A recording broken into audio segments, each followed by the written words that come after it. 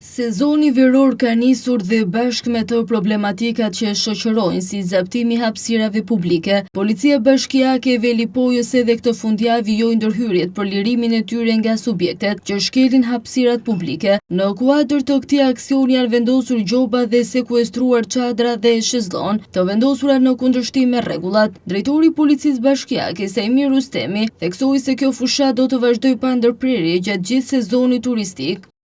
Kemi konstatuar që disa subjekte nuk e kanë marrë seriozisht reagimin ton gjatë këtyre ditëve. Siç e shikoni, sot, që në orët e para të mëngjesit, ne kemi konstatuar një subjekt i cili ka zaptuar pjesën publike të plazhit. Reagimi është ky. Janë sekuestruar një numër i madh çadrash dhe shezllonesh.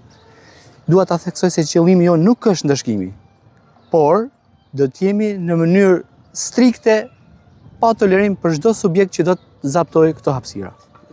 Çdo ditë, 24 orë në ditë, do jemi në kontrollin e këtyre hapësirave.